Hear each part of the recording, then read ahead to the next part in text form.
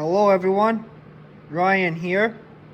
In today's video, I will be showing you the bracket that I made to get the four-wheel drive linkage here working on my truck. In case you are unfamiliar, my truck is this here 1990 Dodge W250. And the reason why I have to make this custom bracket is because my truck had a transmission swap by the previous owner.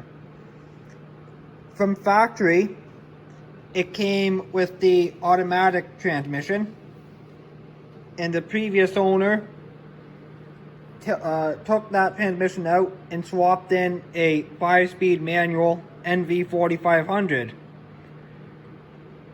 And why this affects the transfer case is because this bracket here, I believe, used to bolt to the automatic transmission.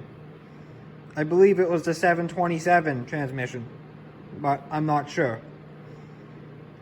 But the nv4500 does not have the bolt holes for this to bolt up to. So if you're going to do this, you have to make a plate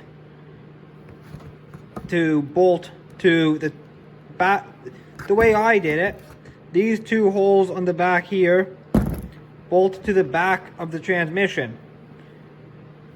This is just 1/8 plate I had, and the profile of plate I have already comes with a 90-degree bend in it. So I just used that bend and welded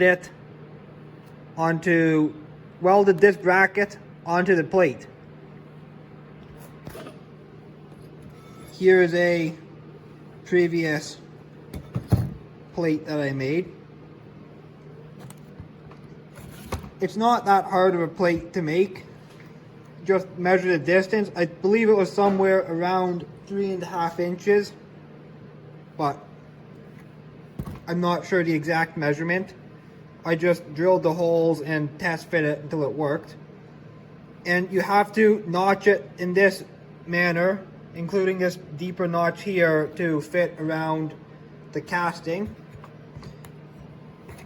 As well, you need to cut this V notch in, as there's a large peg on the side of the transmission in the casting. As well, you need to cut a opening here to allow access still to the transmission fluid fill port. Here is the lever that comes up through the floor, which bolts to this lever here. And this big hole is it pivots around here. This linkage goes between the bottom of this here lever and the transfer case. And in the next video clip, which I filmed before I painted any of these components, you will see it mounted on the truck.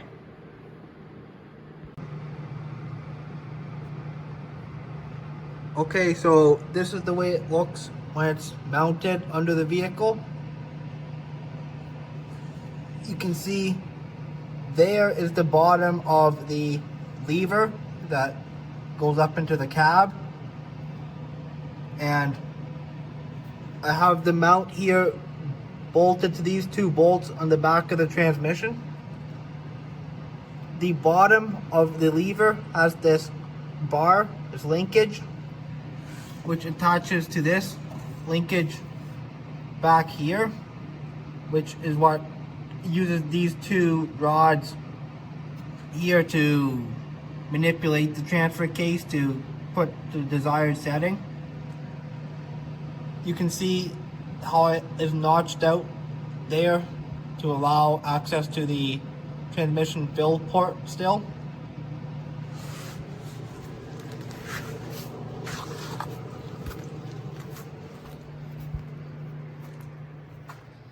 and this is what it looks like from above. I still need to maybe put some shims in it as it wobbles quite a bit, but it works, so the wobble doesn't really bother me that much. As you can also tell, I need to do some metal work with the floor to make it, I think I need to build it out a little bit more this way, and then in order to get the boot to properly fit and seal, it needs to be somewhat level on top for it to seal. But yes, in this configuration here, everything works.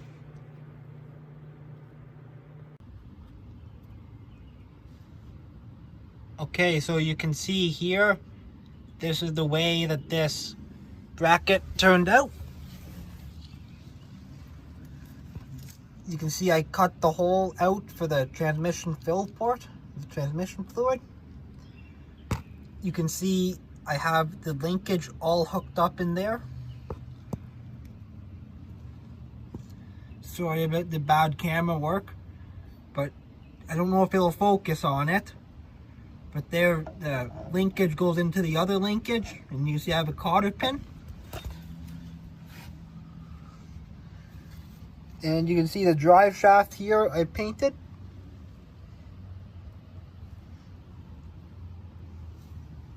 And up in there, you can see the drive shaft clears nicely. There's no possibility for interference at all. And there's a rag stuffed in there because I don't have a shifter boot yet.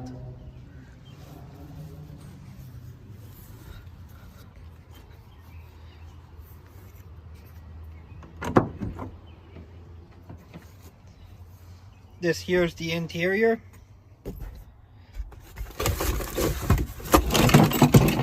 As you can see, the rag is just wrapped around there to protect to keep any of the garbage or any water from splashing up from underneath, coming in the cab, and to prevent anything from in the cab falling out. I think it looks fairly good. It works.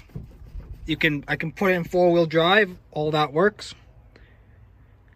Thank you for watching.